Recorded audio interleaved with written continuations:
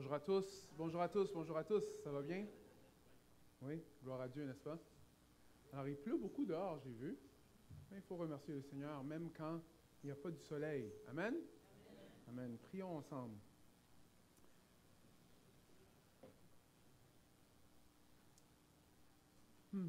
Tendre Père, merci encore, Seigneur, pour ta grâce que tu abondes sur nous encore ce matin.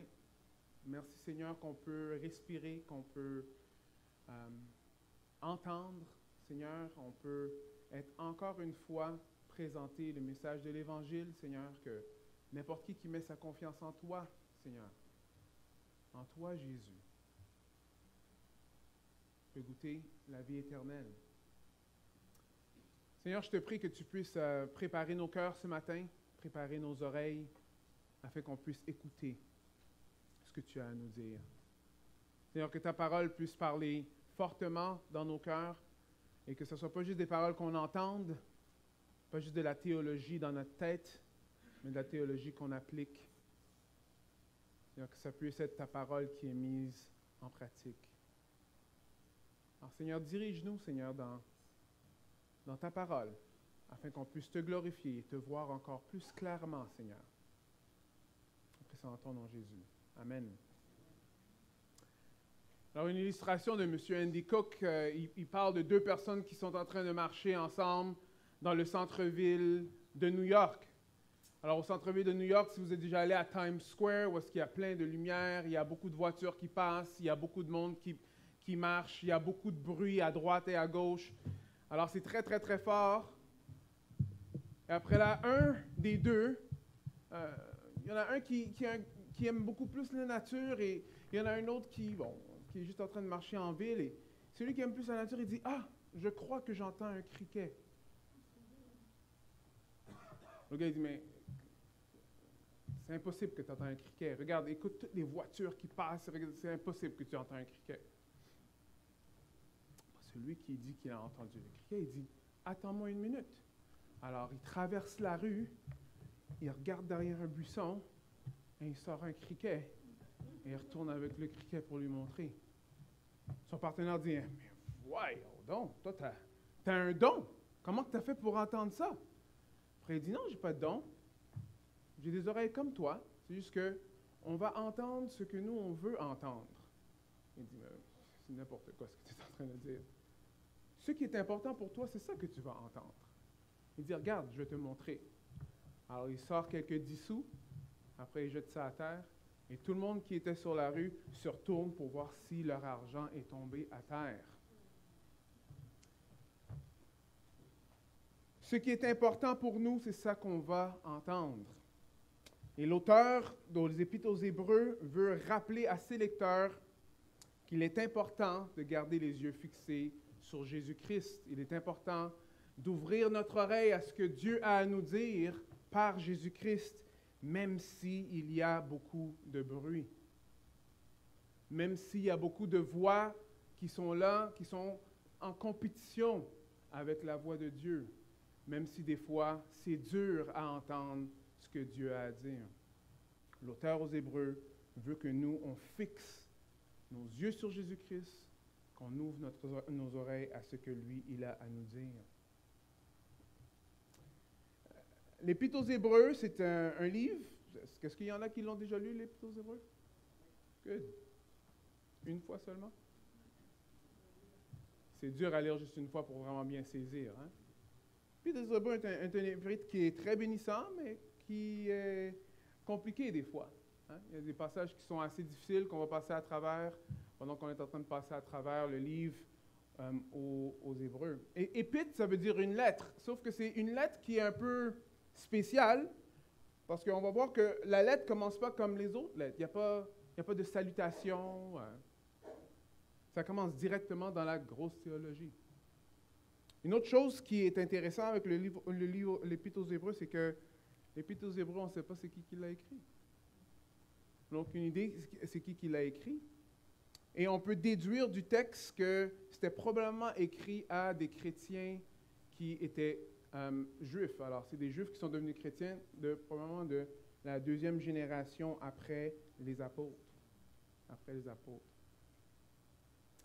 Une autre chose qu'on peut déduire du texte, c'est que c'est dans le temps où est-ce qu'il y avait probablement beaucoup de persécutions.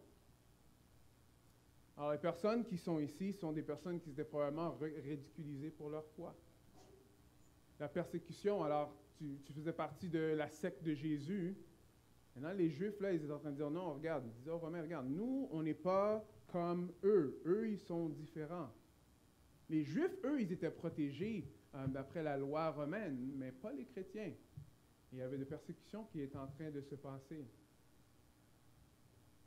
Persécutés par le gouvernement.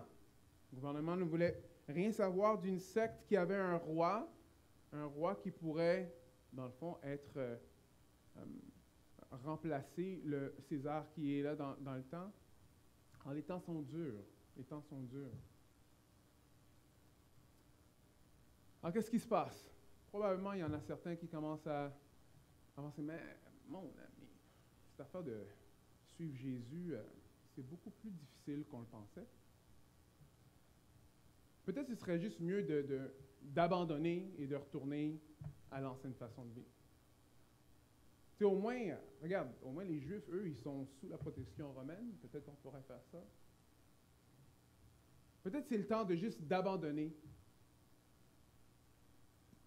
Retourner à notre ancienne façon de faire. Comme vous voyez, c'est un contexte qui est intéressant parce que c'est un contexte qui ressemble beaucoup au nôtre aujourd'hui. Marcher pour Jésus-Christ, marcher dans l'Évangile n'est pas quelque chose de facile.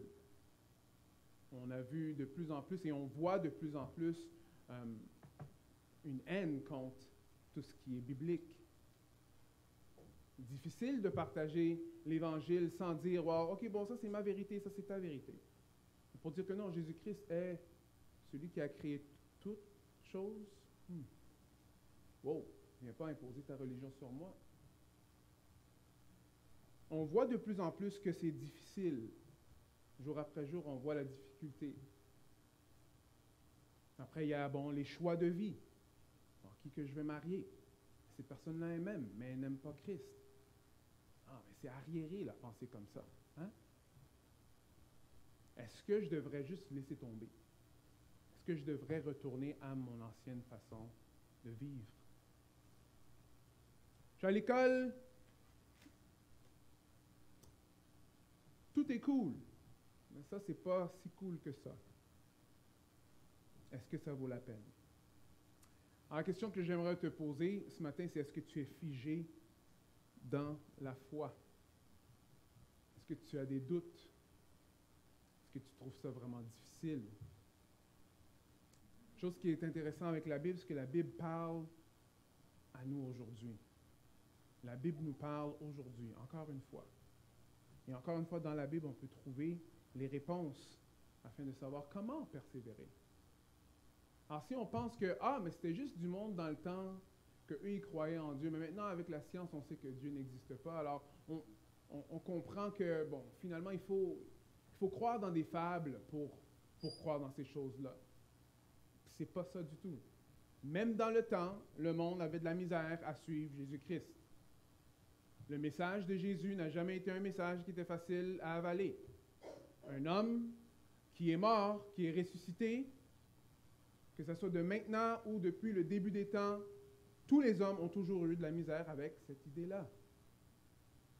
Par contre, c'est cet homme-là qui est mort et ressuscité qui amène l'espoir pour les humains.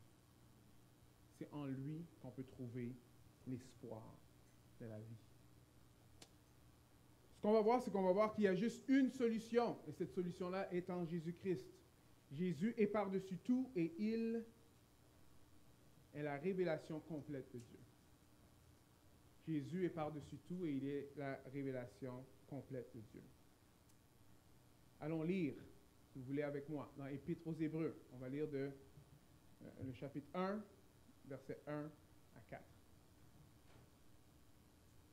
On est dans la colombe ce matin. Chapitre 1, versets 1 à 4. Alors, après avoir autrefois, à plusieurs reprises et de plusieurs manières, parlé à nos pères par les prophètes, Dieu nous a parlé par le Fils, en ces jours qui sont les derniers. Il a établi héritier de toutes choses, et c'est par lui qu'il a fait les mondes. Ce Fils, qui est le rayonnement de sa gloire et l'expression de son être, soutient toutes choses par sa parole puissante. Après avoir accompli la purification des péchés, il s'est assis à la droite de la majesté divine dans les lieux très hauts, devenu d'autant plus supérieur aux anges qu'il a hérité d'un nom bien différent du leur. Bien différent du leur. C'est la parole de Dieu. Alors on voit ici que ça commence avec quand même une christologie, en train de nous faire voir que Jésus-Christ a créé toutes choses et le rayonnement de la gloire de Dieu. Mais ce qui est vraiment important de comprendre ici, dans les 4 premiers versets, c'est que ça dit que Dieu a parlé et il nous parle.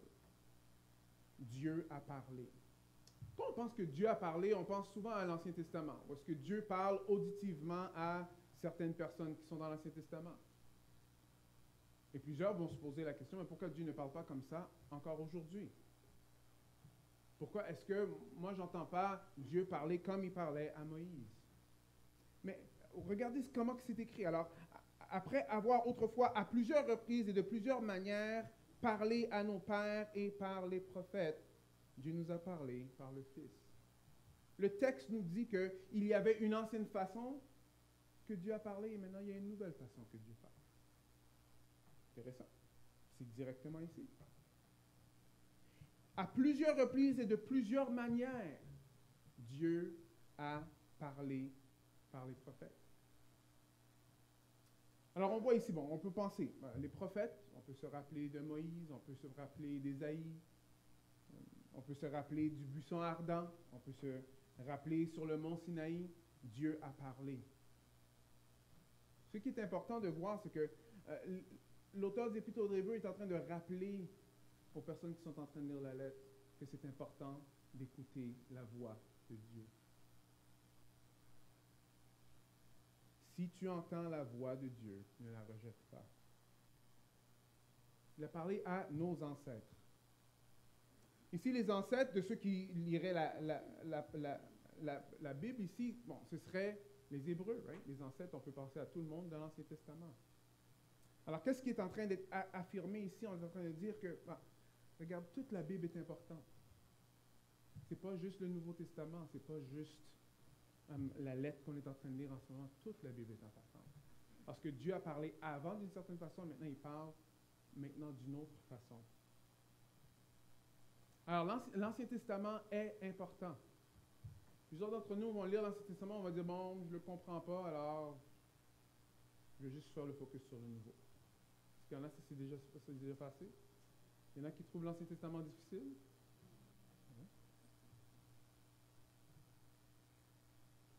Il y en a d'autres qui vont dire, bon, l'Ancien Testament, c'est le Dieu de colère, right? Le Dieu de punition. Et le Nouveau Testament, c'est le Dieu d'amour. Mais c'est une mauvaise lecture ici. Une mauvaise lecture. Ou bien Jésus-Christ a tout changé ce qui était écrit avant. Pas exactement. Alors ici, le texte est en train de nous montrer que Jésus-Christ, lui, il accomplit ce que l'Ancien Testament, lui, il avait commencé. Et qu'avant, Dieu, il faisait les choses d'une certaine façon, et maintenant, il le fait par Jésus-Christ. Par Jésus-Christ. Un autre terme qui est important, c'est en ces jours qui sont les derniers.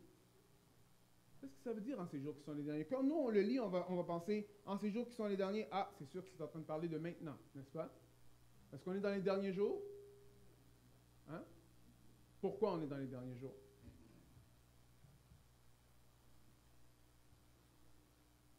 Parce qu'on ne sait pas c'est quand? Ou est-ce que c'est parce qu'il y a des guerres? Parce qu'il y a des bruits de guerre? Parce que, hein? Okay. Oui. Oui, quand je dis dans ces derniers jours, on pense Apocalypse, là. C'est ça qu'on est en train de penser. Et c'est pas faux, complètement. Mais ici, là, les derniers jours, ici, quand l'auteur est en train de parler des derniers jours, c'est tous les jours après la venue de Jésus-Christ.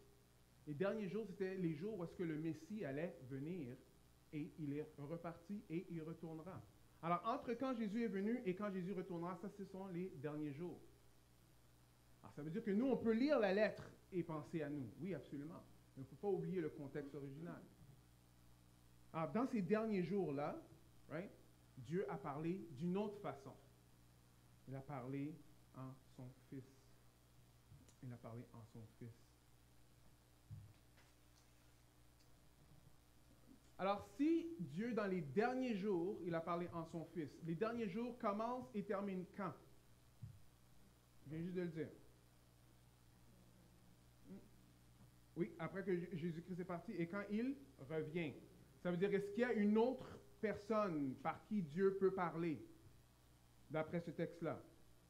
Non. Les derniers jours, Dieu a parlé par son Fils. Ça veut dire que c'est le mot final de Dieu, c'est Jésus-Christ.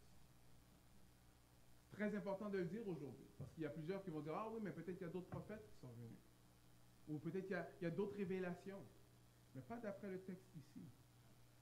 Le texte ici est en train de dire que Dieu nous a parlé dans les derniers jours par le Fils. Alors, si vous voulez entendre ce que Dieu a dit, écoutez Jésus-Christ. Si vous voulez comprendre qui Dieu est, regardez Jésus-Christ. Jésus-Christ est celui qui nous donne ce que Dieu dit. Ce que Dieu dit. Et il n'y a pas d'autre voie. Il n'y a pas d'autre voie. Je sais que dans les Épîtres, on va voir quelque chose qui s'appelle d'autres apôtres, mais avec petit a. Ou d'autres prophètes avec petit p. Il faut comprendre que quand on lit dans les lettres, quand Paul est en train de parler de petits prophètes ou le don de prophétie, il ne parle pas comme on parle des prophètes dans l'Ancien Testament qui dit « Ainsi parle l'Éternel ». Ce n'est pas la même chose. Ce n'est pas des personnes qui vont parler pour avoir d'autres livres dans la Bible. Non, parce que dans les derniers temps, Dieu a parlé par qui? Son Fils. Par son Fils. Très important. Mais encore une fois, pas un message qui est populaire. Pourquoi? Parce qu'il est très exclusif. Le message de la Bible est extrêmement exclusif. Ça parle de Jésus-Christ qui est la seule façon de faire. Toute l'Épître aux Hébreux est en train d'expliquer, il y a plein de différentes choses qui peuvent vous impressionner, mais Jésus-Christ est plus grand que tout ça. Vous pouvez penser qu'il y a différentes façons de faire, Jésus-Christ est la seule façon. Alors pensez à un juif dans ce temps-là qui pense peut-être, est-ce que je continue ou je continue pas? Il dit, bon, regarde, mais ok, peut-être ce que je vais faire, bon, Jésus, bon, c'était bien, mais je vais laisser Jésus, mais je vais retourner à faire des sacrifices, je vais retourner au temple, parce que c'est là que je vais me faire pardonner de mes péchés. Non. L'auteur est clairement en train de dire, il n'y a pas d'autre façon. L'ancienne façon est finie, parce que maintenant, Dieu parle par Jésus-Christ. Il parle par Jésus-Christ. Il y a quelque chose de très populaire aujourd'hui, je ne sais pas si vous avez moindrement eu une conversation avec quelqu'un à propos de la religion, mais il y a quelque chose qui s'appelle le syncrétisme qui se passe en ce moment. Vous savez c'est quoi le syncrétisme? C'est quand on prend un peu de n'importe quelle façon de penser, on les met ensemble. Oui, je crois en Jésus. J'aime aussi Bouddha et Mohamed, il n'est pas si pire. Tu sais, je vais mettre tout ça ensemble. L'idée derrière, c'est pas une idée qui est méchante. L'idée derrière, c'est, mais regarde, ce que nous, on veut faire, c'est qu'on ne veut pas être intolérant. Alors, on veut aimer le monde. Alors, ce qu'on va faire, c'est qu'on va prendre un peu de tout ensemble afin que tout le monde puisse être accepté. Mais il y a un problème avec ça. Parce que même si les religions peuvent superficiellement avoir l'air pareil, dans le sens que, tu vas dans un bâtiment et tu pries Dieu, lui va dans un bâtiment, il prie Dieu. Tout devrait être pareil, right? Non. Ils sont fondamentalement différents. Fondamentalement différents. Ici, ce texte-là nous montre que très clairement, il n'y a aucune autre solution. Dieu parle de aucune autre façon que par Christ dans les derniers jours. C'est pas moi qui le dis, c'est le texte qui le dit. Alors, ça veut dire que c'est une révélation qui est exclusive. Quand je dis ça, peut-être dans ton esprit, tu dis, ah, man, c'est dur à avaler ça. Peut-être, mais il faut vraiment y penser. Est-ce qu'il y a des choses qui sont vraies dans d'autres religions? Oui ou non? Oui. savez, quand le diable est allé tenter Jésus dans le désert, comment que vous pensez qu'il l'a tenté? Il l'a tenté avec des choses qui avaient de l'air vraies. Right? Il a pris des passages de la Bible qui sont une partie de vérité, mais ce n'était pas la vérité. Alors, c'est sûr qu'on va trouver des partiels de vérité dans tous les genres de philosophie dans le monde. C'est normal. Mais Jésus-Christ a dit, je suis la vérité. Je suis le chemin. Je suis la vie. Nul ne vient au Père que par moi. C'est pas moi qui dis ça. C'est pas moi qui ai inventé ces paroles-là. Jésus-Christ, lui, il réclame d'être exclusif. Qu'il est la vérité. Il n'a pas un chemin vers la vérité. Il dit qu'il est la vérité, il est le chemin, et c'est lui qui est la vie. Qui est la vie. Et l'auteur est en train de nous dire que si on veut entendre ce que Dieu a à dire, c'est par le Fils. C'est par le Fils qu'on peut l'entendre dans ces derniers jours. Vous savez, dans l'Ancien Testament, Dieu a parlé. Souvent, là, quand je lis l'Ancien Testament, je trouve ça quand même assez impressionnant. Dieu donne 10 plaies, il ouvre une mer au complet, tu passes, tous tes ennemis sont morts. Comme tu viens juste de voir Dieu faire ça, là. Tu chiales, Dieu aurait dû probablement t'éliminer là, mais non, finalement, il te donne la nourriture. Tu dis, j'aime pas la nourriture, j'aimerais plus. Il te donne d'autres nourritures. Right? Dieu a parlé. Mais le peuple ne l'a pas écouté. Dieu a parlé et le peuple l'a ignoré. Alors ça, c'est intéressant de voir ça. Mais si aujourd'hui, ton cœur est toujours apte à entendre ce que Dieu a à dire, ne résiste pas à ce que Dieu a à te dire. Parce que Dieu a parlé aujourd'hui, il parle dans son Fils Jésus-Christ. Dans son Fils Jésus-Christ. En Acte 12, ça va dire qu'il n'y a aucun autre nom qui a été donné sous le ciel par qui on peut être sauvé. Le seul nom, c'est Jésus-Christ. Il est la révélation qui est finale. Je ne sais pas si vous avez déjà entendu, moi, regarde, c'est beau, là, ton affaire de Bible, mais moi, je suis spirituel. Moi, je crois en Dieu. Hein? Ou moi, je crois en Jésus, mais pas comme toi, tu es en train de dire dans la Bible. Moi, je crois en Jésus. Vous savez, c'est quoi ça? Ça, c'est la spiritualité sans la redevabilité. Pensez-y. Je peux dire que je suis spirituel, mais oui, mais d'après quoi? Je crois en Dieu, oui, mais c'est qui Dieu? Ah, Dieu, c'est la façon que ça me tente aujourd'hui, et demain, Dieu va être différent? Non. La parole ici nous garde redevables à qui Dieu est. Parce que Dieu s'est révélé, et il a laissé sa parole ici. Et c'est par Jésus-Christ qu'on peut savoir qui Dieu est. Ça sonne tellement bon. Je suis spirituel. Ça veut rien dire. Parce que si tu as un Dieu, et ça c'est dans les mots de Tim Keller, j'aime bien, s'il y a un Dieu qui ne peut jamais te reprendre, qui ne peut jamais te dire non, mais que c'est le Dieu que tu fais dans ta tête quand ça te tente, bon, ce n'est pas un Dieu que tu as, c'est toi-même que tu es en train de suivre. Pense-y. La parole de Dieu ici a été écrite.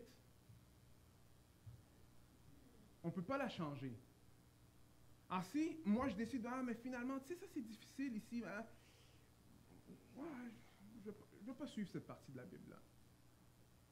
Finalement, on fait comme un auteur a fait, bon, ce que je vais faire, c'est que je vais enlever tous les passages que je trouve qui ne font pas de sens et je vais juste garder les passages que je veux. Il y en a qui ont fait ça dans le passé.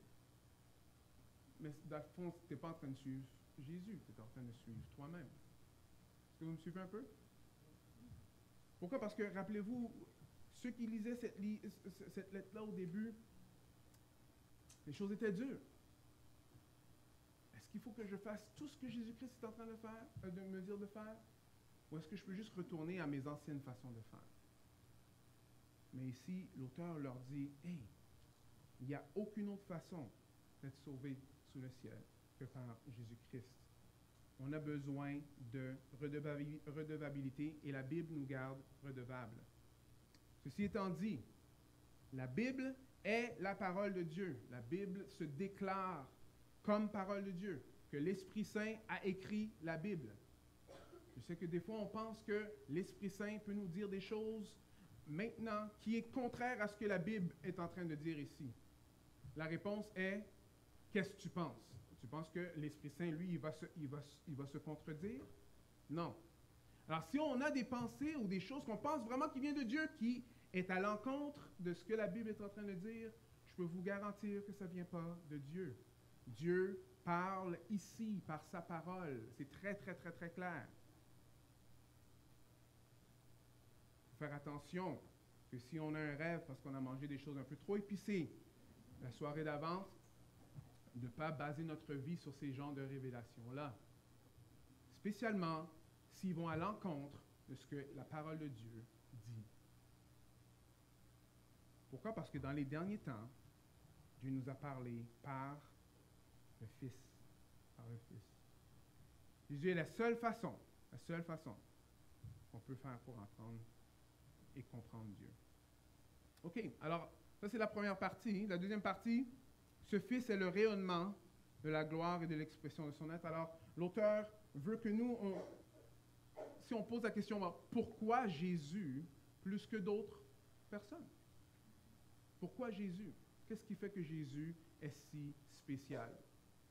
Et il a vraiment beaucoup de choses à dire à propos de ça.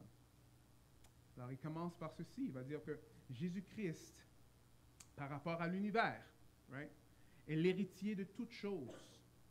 Alors, dans le psaume 2, on peut voir, ça c'est une référence au psaume 2. Psaume 2 va dire ceci, psaume 2, verset 8. « Demande-moi et je te donnerai les nations en héritage, les extrémités de la terre en possession. » Ici, le texte est en train de dire que Jésus-Christ, lui, il va être l'héritier de toute la terre. Dans ce temps-là, il y avait des nations qui étaient rebelles à Dieu et qui ne voulaient rien savoir de ça. Et dans le contexte, on voit que, oh boy, all right. Est-ce que ça parle à David? David qui va être l'héritier de toute la terre. C'est lui qui va être le chef, qui va gouverner toute la terre. On sait que ce n'est pas ça qui s'est passé avec David. Alors, ce texte pointait à quelqu'un de plus grand que David. Et ici, on voit que Jésus-Christ, lui, il est l'héritier de toutes choses. De toutes choses. Alors, c'est pour ça que c'est important de suivre Christ, parce que c'est lui qui va hériter toute la terre. Et après, il va dire ceci, et c'est par lui qu'il a fait les mondes. Alors ici, ça dit les mondes, une autre version va dire les âges ou l'univers. On a d'autres passages qui vont nous dire que tout a été créé par Christ et pour Christ. C'est par lui que tout a été créé. Alors quand on pense à création, des fois on pense juste à Dieu le Père dans notre tête. Non, mais il faut penser, Jésus-Christ était là. Jésus-Christ, lui, en tant que deuxième personne de la Trinité, a créé toutes choses. Ce qui est écrit dans le texte ici. C'est par lui qu'il a fait les mondes. Alors, c'est pas juste, oui, mais c'est juste un homme qui est mort, peut-être qu'il est ressuscité, ou on a entendu. Non, non, non, non, c'est lui qui t'a créé. C'est lui qui t'a fait. Alors, qu'est-ce que ça veut dire pour moi dans ma vie? Ça veut dire que Jésus-Christ est puissant. Jésus-Christ est fiable. C'est Jésus-Christ qui a créé toutes choses. Tu peux lui faire confiance. Tu peux faire confiance qu'il est assez fort pour te tenir jusqu'à ce qu'il revienne. Alors, la première section, c'était par rapport à l'univers, mais maintenant par rapport au Père. Comment que ce Fils-là a été décrit. Il dit, par rapport au Père, il est le rayonnement de sa gloire et l'expression de son être. Le rayonnement de sa gloire. Est-ce que vous pouvez vraiment, comme genre, prendre un petit temps de penser à ça? Qui, quand ils étaient jeunes, ou peut-être maintenant, mais faites-le pas là, mais à regarder le soleil directement, comme qui regardait, vous voulez savoir c'est combien de temps qu'on peut regarder le soleil. Est-ce qu'il y en a qui ont déjà fait ça? Okay. Après là, quand vous avez terminé de regarder le soleil, vous regardez, tout le monde a comme un point noir sur leur face. Oui. Mais on dit que c'est pas bon de faire ça, de regarder le soleil direct. Et si tu continues à regarder le soleil direct, tu peux devenir aveugle. Je sais pas, est-ce que c'est vrai? Non, l'optométriste a dit oui. Alors, c'est pas bon de faire ça. C'est pas bon de faire ça. Mais ici, on est en train de voir qu'ici, il dit qu'il est le rayonnement de la gloire de Dieu. Comment que nous, on peut faire de séparer les rayons du soleil avec le soleil? Pour nous, c'est la même affaire, pratiquement. Mais en même temps, c'est pas la même affaire, right? Mais c'est exactement comment on est en train de décrire Christ. Ici, là, ça nous montre vraiment qui Christ est. Quand on dit la Trinité, c'est quelque chose qui a été inventé, regardez, c'est pas vrai. Prenez ces passages-là et essayez de l'expliquer. Oui, c'est vrai qu'il y a un temps qu'ils ont utilisé un mot qui s'appelle Trinité, qui n'était pas dans la Bible, le mot Trinité, qui n'est pas dans la Bible. Mais ce mot-là, c'est juste pour englober le concept qu'on est en train de voir ici. Il est le rayonnement de la gloire de Dieu. Il est l'expression parfaite de son être. Si vous ne voulez pas utiliser le mot Trinité, mais dites-le comme ça. Mémorisez et dites toujours ça. Mais c'est ça l'idée, c'est des concepts théologiques pour expliquer ce que la Bible est en train de dire. Et on est assujetti à ce que la Bible est en train de dire. Il faut qu'on se plie à ce qui est là. Si c'est là, il faut qu'on deal avec. On ne peut pas juste dire, ah non, on va tasser ça de côté. Comme je vous ai dit, là, on fait un Dieu pour nous-mêmes. Alors, il est le rayonnement de la gloire de Dieu. Mais ce que je trouve vraiment incroyable dans ça, c'est qu'on ne peut pas regarder le soleil sans brûler nos yeux. Par contre, on peut regarder Jésus-Christ. Et on sait que la gloire de Dieu, il n'y a personne qui peut regarder Dieu le Père et vivre. Right? Mais il a envoyé son Fils. Son Fils qui est le rayonnement de sa gloire. Tu veux connaître qui Dieu est? Tu dois connaître Jésus. Tu veux connaître comment suivre Dieu? Tu dois connaître Jésus. Tu veux aimer Dieu? Tu dois aimer Jésus. Tu veux adorer Dieu? Tu dois adorer Jésus. Tu dois adorer Jésus. Mais le rayonnement de la gloire de Dieu est l'expression parfaite de son être.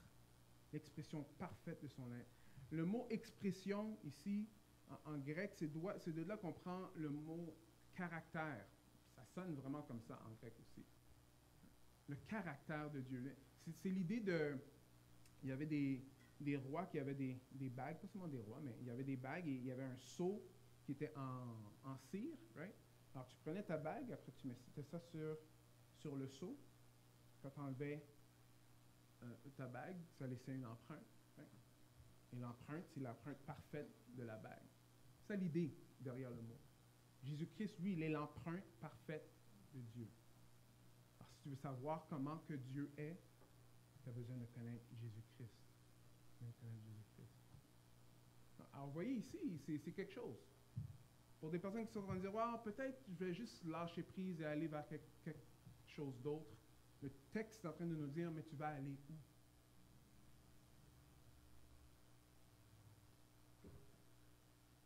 Pour faire quoi? Qui d'autre que tu peux suivre?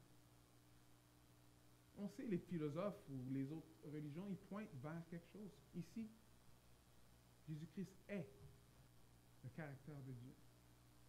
Il est l'expression exacte de Dieu. Si vous voulez savoir exactement comment Dieu le Père est, vous avez besoin du Fils. Vous avez besoin du Fils. Alors, est-ce que Jésus-Christ lui-même, il se voyait comme ça? Ça, c'est une question qui est souvent posée. Right? Oui, mais c'est vous qui inventez ça. Vous avez juste, bon, ok, c'est juste 2 lignes, mais est-ce que dans ces 2 lignes-là, on peut faire plein de théologie? Oui, mais vous savez, les prophètes dans l'Ancien Testament, ils parlaient de cette façon. Ainsi parle l'Éternel. Right? Dieu parlait à travers eux. Vous savez que Jésus-Christ, lui, il n'a pas dit « Ainsi parle l'Éternel ». Jésus a dit souvent « En vérité, je vous le dis ». C'est incroyable de voir, même dans la perception de lui-même, Jésus savait exactement ce qu'il faisait et qui il était. Alors on peut se mentir nous-mêmes, mais il y a tellement de textes dans la parole qui pointent vers la divinité de Christ que c'est très difficile à dire autrement. En vérité, je vous le dis. Vous voyez, il n'y a pas d'autre moyen. Parce que Jésus-Christ est par-dessus tout. Il est la révélation parfaite de Dieu. Finalement, les derniers versets, après avoir accompli la purification des péchés, il s'est assis à la droite de la majesté divine dans les lieux très hauts. Alors, on a vu par rapport à l'univers, par rapport au Père et par rapport maintenant à l'Évangile. Jésus-Christ, lui, il a accompli la purification des péchés. Vous savez, les péchés, c'est quelque chose qui nous touche tous. Et il n'y a aucune solution pour le péché si ce n'est pas par le sacrifice de Jésus-Christ. Si tu luttes avec le péché, comme je dis régulièrement, la réponse est en Christ. Il n'y a rien que tu peux faire assez pour être correct devant Dieu ou arranger ton CV, ça ne fonctionne pas. Tu as besoin de Jésus. Parce que c'est lui qui a accompli la purification des péchés. Comment il l'a fait? En mourant à ma place, à ta place. Alors un chrétien, dans le fond, il réalise que mais il n'y a rien, il n'y a pas d'autre façon de faire. J'ai besoin de celui qui a accompli la purification des péchés. Mais attends une minute. Moi, je suis un juif qui est devenu chrétien. Mais moi, je me rappelle que pour purifier mes péchés, je peux aller sacrifier un bouc. Right? Peut-être que je vais juste retourner à cette ancienne façon de faire. Non. Autrefois, Dieu parlait d'une certaine façon. Maintenant, il parle en son Fils. Jésus-Christ, lui, il a accompli le sacrifice pour l'éternité, pour tous ceux qui se tournent vers lui.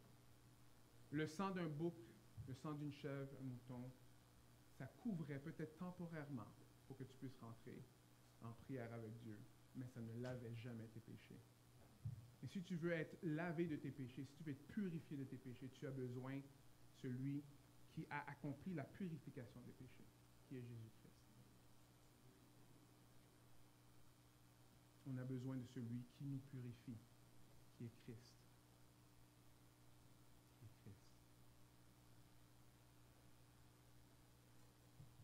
La dernière chose qui est écrite, ça dit, et il s'est assis à la droite de la majesté divine dans les lieux très hauts.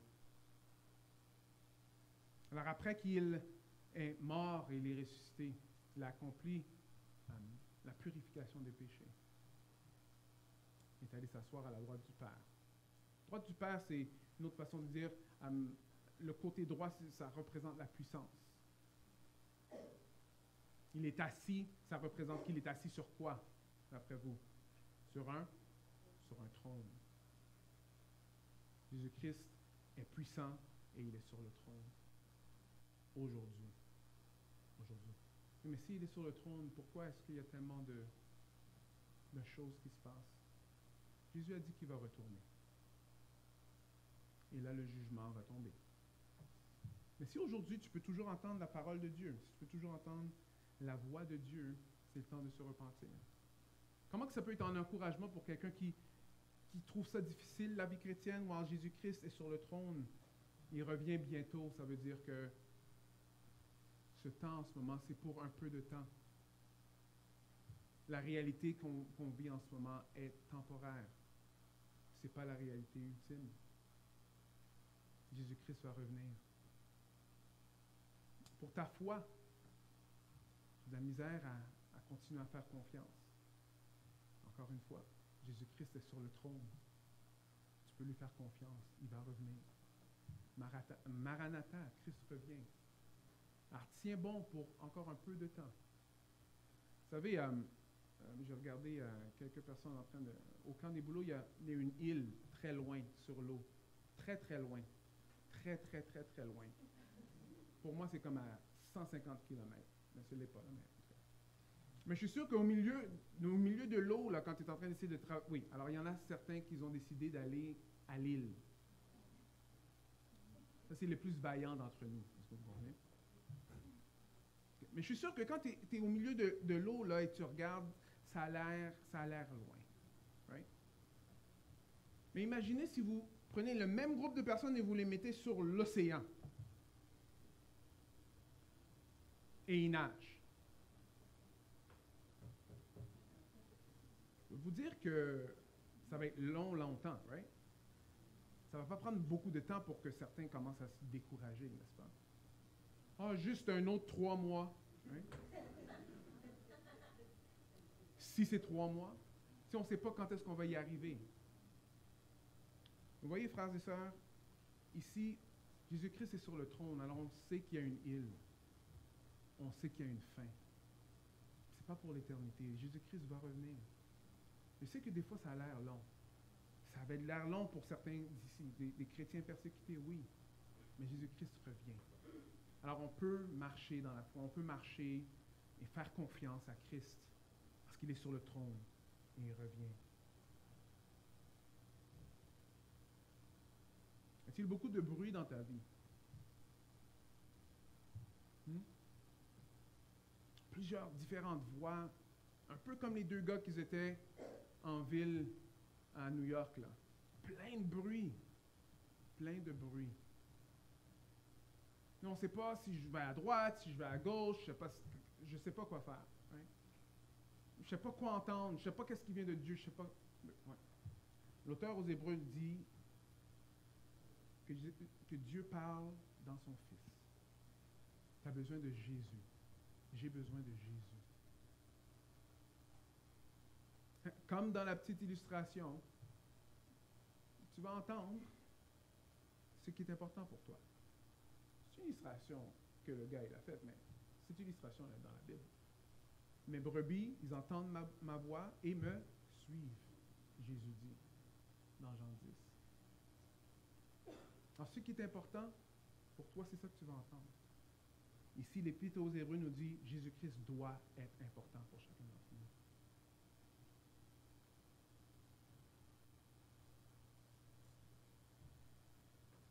nous. Alors, il parle et il faut que Christ soit important pour toi pour l'entendre. La bonne nouvelle, c'est qu'il y a de l'espoir en Jésus-Christ. Il y a de l'espoir en Jésus-Christ. Et que c'est lui qui révèle qui Dieu est. Je vais terminer par un avertissement. Alors, à travers le livre, c'est ça qu'on va voir. On va voir que l'Épître aux Hébreux, pourquoi c'est challenging? Parce qu'il y a des avertissements. Et les avertissements vont nous rendre très inconfortables. C'est fait pour ça. La lettre a l'air comme une lettre à cause de la fin, parce que ça finit comme une lettre, mais ça ne commence pas comme une lettre, ça commence comme un sermon. Alors, on peut voir que dans le fond, c'est un prédicateur. Alors moi, je vais prêcher ce qu'un prédicateur est en train de dire. C'est pour les prochaines semaines, et il essaie de nous dire quelque chose. Et une des choses qui va retourner souvent, c'est si tu entends, encore une fois, la voix de Dieu. C'est la grâce de Dieu qui fait en sorte que tu l'entendes. Mais ne rejette pas Dieu, mais tourne-toi vers lui et humilie-toi. Pourquoi? Parce que Christ, il est la seule façon qu'on peut être sauvé de nos péchés. Prions.